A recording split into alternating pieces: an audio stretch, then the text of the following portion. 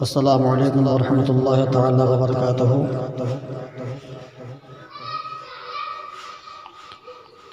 حضرات محترم، کھانا اللہ رب العزت کی بہت ہی پیاری نعمت ہے۔ اس میں ہمارے لیے طرح طرح کی لذتیں بھی رکھی گئی ہیں۔ ہم اگر اللہ رب العزت کے پیارے حبیب صلی اللہ علیہ وسلم کی سنت کے مطابق کھانا کھائیں تو اس میں ہمارے لیے بہت ہی برکتیں ہیں۔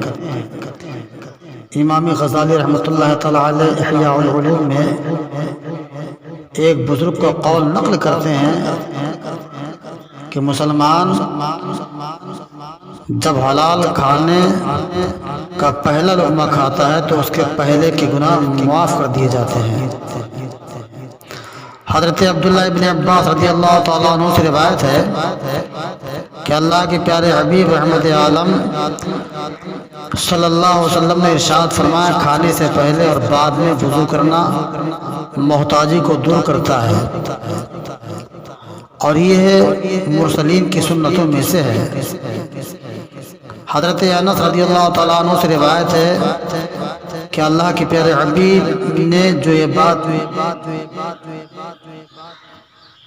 پسند کرے کہ اللہ تعالیٰ اس کے گھر میں خیر زیادہ کرے تو جب کھانا حاضر کیا جائے وضو کرے، اور جب اٹھایا جائے اس وقت بھی وضو کرے۔ حضرت عبداللہ ابن عمر رضی اللہ تعالیٰ عنہ روایت کرتے ہیں کہ رحمت عالم نور مجسم صلی اللہ علیہ وسلم کا فرمان عالی شان ہے کہ اکٹھے ہو کر کھاؤ، الگ الگ نہ کھاؤ کہ برکت اکٹھا ہونے کے ساتھ ہے۔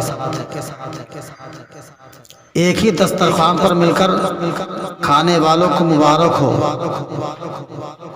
رحمت عالم صلی اللہ علیہ وسلم نے ارشاد فرمایا کہ اللہ رب العزت کو یہ بات سب سے زیادہ پسند ہے کہ وہ اپنے کسی مومن بندے کو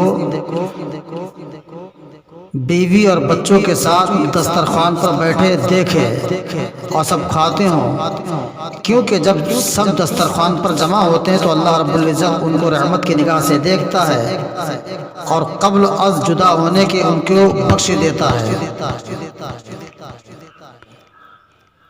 تو جو بھی صاحب شان کام شروع کیا جائے اس سے قبل بسم اللہ شریف ضرور پڑھنا چاہیے۔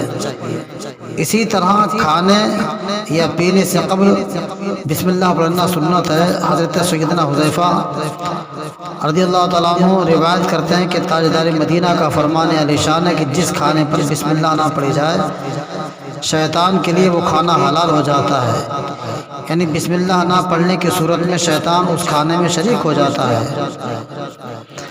کھانے سے پہلے بسم اللہ شریف نہ پڑھنے سے کھانے میں بے برکتی ہوتی ہے۔ حضرت سیدنا ابو ایوب انصاری رضی اللہ تعالیٰ عنہ فرماتے ہیں کہ ہم سرکار مدینہ صلی اللہ علیہ وسلم کی خدمت بابرکت میں حاضر تھے، کھانا پیش کیا گیا۔ ابتدا میں اتنی برکت ہم نے کسی کھانے میں نہیں دیکھی، مگر آخر میں بڑی بے برکتی دیکھی۔ ہم نے عرض کیا کہ یا رسول اللہ میرے آقا ایسا کیوں ہوا؟ ارشاد فرمایا کہ ہم سب نے کھانا کھاتے وقت بسم اللہ شریف پڑھی تھی، پھر ایک شخص بغیر بسم اللہ شریف پڑھے کھانے کو بیٹھ گیا، اس کے ساتھ شیطان کھانا کھانے لگا۔ کھانے سے پہلے بسم اللہ پڑھنا اگر بھول جائے تو کیا کرنا چاہیے؟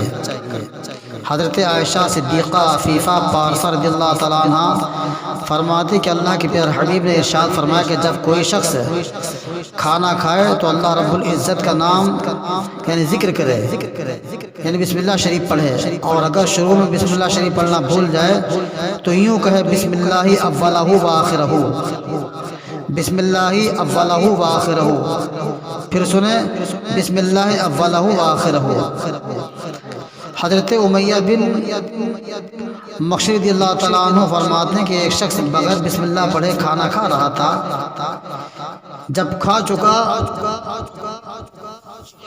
تو صرف ایک ہی لقمہ باقی رہ گیا، تو لقمہ اٹھایا اور اس نے یہ کہا بسم اللہ اولہ و آخرہ، تاجداری مدینہ رحمت عالم صلی اللہ علیہ وسلم نے تبسم فرمایا، ارشاد فرمایا کہ شیطان اس کے ساتھ کھانا کھا رہا تھا، جب اس نے اللہ رب العزت کا نام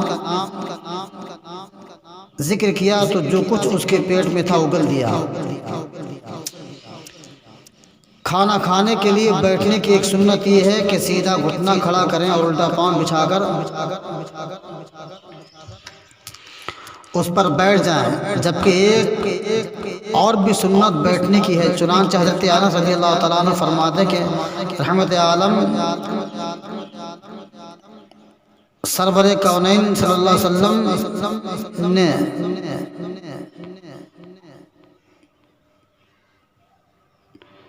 حضرت انس رضی اللہ تعالیٰ عنہ فرماتے میں نے سرکار مدینہ کو کھجور کھاتے دیکھا اور حضور زمین سے لگ کر اس طرح بیٹھتے تھے کہ دونوں گھٹنے کھڑے تھے، اور جب بھی بیٹھیں جوتا اتار لیا کریں۔ کھانا کھاتے وقت جوتا اتار لینا سنت ہے۔ سرکار مدینہ فرماتے ہیں جب کھانا کھانے کو بیٹھو تو جوتے اتار لو، اس میں تمہارے پاؤں کے لیے زیادہ راحت ہے اور بے شک یہ اچھی سنت ہے۔ اعلیٰ حضرت امام عشق محبت فاضل بریلوی رضی اللہ تعالیٰ عنہ فرماتے ہیں جوتا پہنے کھانا اگر اس عذر سے ہو کہ زمین پر بیٹھا ہے اور جب فرش یعنی دری وغیرہ نہیں ہے تو صرف ایک سنت مستحبہ کا ترک ہے۔ اس کے لیے بہتر یہی تھا کہ جوتا اتار لیتا، اور اگر میز پر کھانا ہے اور یہ کرسی پر جوتا پہنے تو وضع خاص انصار کی ہے، اس سے دور بھاگے۔ اور سرکار مدینہ کا فرمان عالیشان ہے، یاد کرے کہ سرکار مدینہ فرماتے ہیں من تشبہ بقوم فہو منہم، جو کسی قوم سے مشابہت پیدا کرے وہ انہی میں سے ہے۔ اللہ تعالی ہم سب کو شریعت مصطفیٰ پر عمل کرنے کی توفیق و رفیق عطا فرمائے۔